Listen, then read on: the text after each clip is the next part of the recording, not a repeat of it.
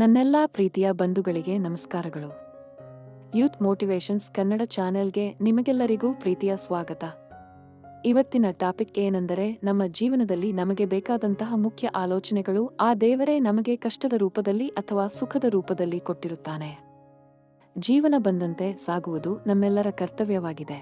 ಸೇವೆ ಎಲ್ಲರಿಗೂ ಮಾಡು, ಆದರೆ ಪ್ರತಿಫಲ ಯಾರಲ್ಲೂ ಬಯಸಬೇಡ, ಏಕೆಂದರೆ ಸೇವೆ ಪ್ರತಿಫಲ ನೀಡುವವನು ಭಗವಂತನೇ ವಿನ ಮನುಷ್ಯನಲ್ಲ. ಜನಿಸಿದಾಗಲೂ ಎದ್ದುಕೊಳ್ಳಬೇಕು, ನಿನ್ನ ಮರಣ ಹೊಂದಿದಾಗಲೂ ಎತ್ತಿಕೊಳ್ಳಬೇಕು. ನೀನು ಮಧ್ಯದಲ್ಲಿ ಸ್ವಲ್ಪ ನಡೆದಾಡುತ್ತೀಯಾ ಎಂದ ಮಾತ್ರಕ್ಕೆ ಅಹಂಕಾರ ಪಡಬಾರದು. ಅಹಂಕಾರ ಯಾವಾಗಲೂ ವಿನಾಶದ ಹಾದಿಯ ಕಡೆಗೆ ಒಯ್ಯುತ್ತದೆ. ಒಳ್ಳೆಯವರ ಶಾಪ ಒಳ್ಳೆಯದಲ್ಲ, ಅದೊಂದು ಎಚ್ಚರಿಕೆ. ಕೆಟ್ಟವರು ಕೆಟ್ಟದ್ದು ಮಾಡೋಕೆ ಶುರು ಮಾಡಿದರೆ ಕೆಟ್ಟದಾಗಬಹುದು ಅಷ್ಟೇ, ಆದರೆ ಒಳ್ಳೆಯವರು ಕೆಟ್ಟದ್ದನ್ನು ಮಾಡೋಕೆ ಶುರು ಮಾಡಿದರೆ ಅದು ಭಯಾನಕವಾಗಿರುತ್ತದೆ. ಒಂದು ಮಾತನ್ನು ಯಾವಾಗಲೂ ನೆನಪಿಟ್ಟುಕೊಳ್ಳಿ ಮೈ ಡಿಯರ್ ಫ್ರೆಂಡ್ಸ್, ಒಳ್ಳೆಯವರಿಗೆ ಆದ ಮೋಸಕ್ಕೆ ಭಗವಂತನೇ ಉತ್ತರ ಕೊಡುತ್ತಾನೆ. ಕಾದು ನೋಡಿ, ಒಳ್ಳೆಯವರು ಯಾವತ್ತೂ ಸೋಲಲ್ಲ, ಕೆಟ್ಟವರು ಯಾವತ್ತೂ ಉದ್ಧಾರ ಆಗುವುದಿಲ್ಲ.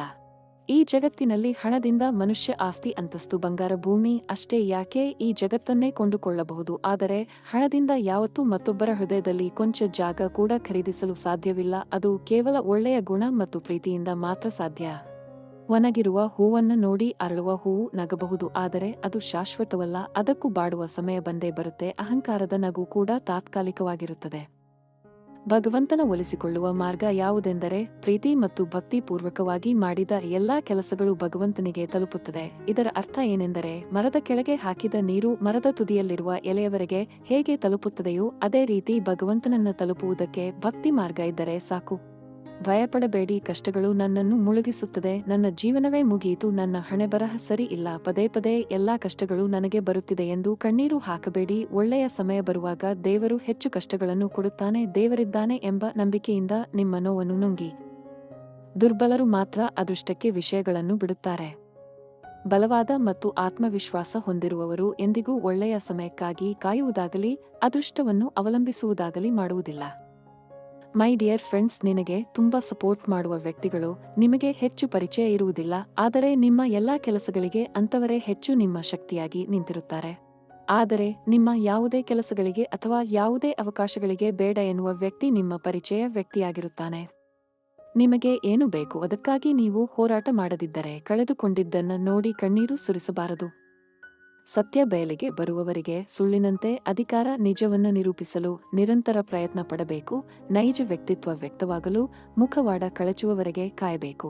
ಈ ಜೀವನ ಅನ್ನೋದು ಒಂದು ಸುಂದರ ಬದುಕು. ದೇವರು ನಮಗೆ ಕೊಟ್ಟ ಅತ್ಯಂತ ಶ್ರೇಷ್ಠ ಉಡುಗೊರೆ, ಅದು ಮಾನವನ ಜನ್ಮ. ಅದನ್ನ ವ್ಯರ್ಥ ರೂಪದಲ್ಲಿ ಹಾಳು ಮಾಡಿಕೊಳ್ಳಬೇಡಿ. ಬದುಕಿನಲ್ಲಿ ಏನೂ ಸರಿ ಇಲ್ಲ ಅಂತ ಅನಿಸುತ್ತಿದ್ದರೆ ಒಮ್ಮೆ ಯೋಚಿಸಿ, ನೀವಿನ್ನೂ ಬದುಕಿದ್ದೀರಿ. ಸಾಯುವವರೆಗೂ ಏನಾದರೂ ಸಾಧನೆ ಮಾಡಿ ಸಾಯಿರಿ. ಬೇರೆಯವರಲ್ಲಿ ಏನಿರುವುದು ಅದು ತನಗೂ ಬೇಕು ಎನ್ನುವ ಆಸೆ ಇರುವವರಿಗೆ ತಮ್ಮಲ್ಲಿ ಎಷ್ಟೇ ಇದ್ದರೂ ನೆಮ್ಮದಿ ನೀಡುವುದಿಲ್ಲ. ತಮ್ಮಲ್ಲಿ ಏನು ಇರುವುದು ಅದರಲ್ಲಿಯೇ ನೆಮ್ಮದಿ ಕಂಡುಕೊಂಡವರಿಗೆ ಬೇರೆಯವರ ಹತ್ತಿರ ಏನೇ ಇದ್ದರೂ ತಲೆಕೆಡಿಸಿಕೊಳ್ಳುವುದಿಲ್ಲ. ಯಾರು ನಿಮ್ಮ ಜೀವನದಲ್ಲಿ ಸಿಗಬೇಕು ಎಂದು ಸಮಯ ನಿಶ್ಚಯವಾಗಿರುತ್ತೋ ಅವರು ಭವಿಷ್ಯದಲ್ಲಿ ಒಂದಲ್ಲ ಒಂದು ಕಾರಣಕ್ಕೆ ನಿಮಗೆ ಸಿಕ್ಕೇ ಸಿಗುತ್ತಾರೆ. ಚರಿತ್ರೆಯಲ್ಲಿ ಗೆದ್ದವನಿಗೆ ಗೆದ್ದವನು ಎನ್ನುವ ಬಾವು ಇದೆ, ಸೋತವನಿಗೂ ಕೂಡ ಇಂಥವನೊಂದಿಗೆ ಸೆಣಸಾಡಿ ಸೋತವನು ಎನ್ನುವ ಜಾಗವಿದೆ. ಆದರೆ ನಿಂತುಕೊಂಡು ನೋಡುವವರು ಮತ್ತು ಆಡಿಕೊಂಡು ನಗುವವರಿಗೆ ಚರಿತ್ರೆಯಲ್ಲಿ ಯಾವ ಜಾಗವಿಲ್ಲ. ತಾಳ್ಮೆ ಇಲ್ಲದವನಿಗೆ ವರ್ತಮಾನವೂ ಎಲ್ಲ ಭವಿಷ್ಯವೂ ಇಲ್ಲ.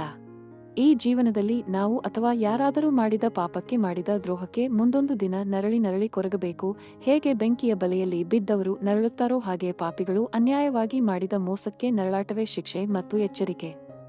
ನನ್ನ ಹಣೆ ಬರಹ ಸರಿ ಇಲ್ಲ ಎಂದು ಪದೇ ಪದೇ ಕಣ್ಣೀರು ಹಾಕುವವರು ಈ 4 ಕೆಲಸ ಮಾಡಿ. ಮೊದಲನೆಯದು, ಈ ದಿನ ಕೇವಲ ನಿಮ್ಮ ಜೀವನದ ಒಂದು ಅಧ್ಯಾಯ ಮಾತ್ರ ಇದೆ ನಿಮ್ಮ ಸಂಪೂರ್ಣ ಜೀವನ ಕಥೆಯಲ್ಲಿ ಎಂಬುದನ್ನು ಅರಿತುಕೊಳ್ಳಬೇಕು. ಎರಡನೆಯದು, ನೀವು ನಿಯಂತ್ರಿಸಬಹುದಾದ ವಿಷಯಗಳ ಮೇಲೆ ಹೆಚ್ಚು ಕೇಂದ್ರೀಕರಿಸಿ. ನಿಮಗೆ ಸಾಧ್ಯವಾಗದ ವಿಷಯಗಳ ಮೇಲೆ ಹೆಚ್ಚು ಯೋಚನೆ ಮಾಡಬೇಡಿ. ಕೊನೆಯದಾಗಿ, ಕಷ್ಟದ ದಿನಗಳು ಶಾಶ್ವತವಲ್ಲ, ಸುಖದ ದಿನಗಳು ಶಾಶ್ವತವಲ್ಲ ಅನ್ನೋದನ್ನ ಜೀವನ ಪೂರ್ತಿ ಮರೆಯಬೇಡಿ.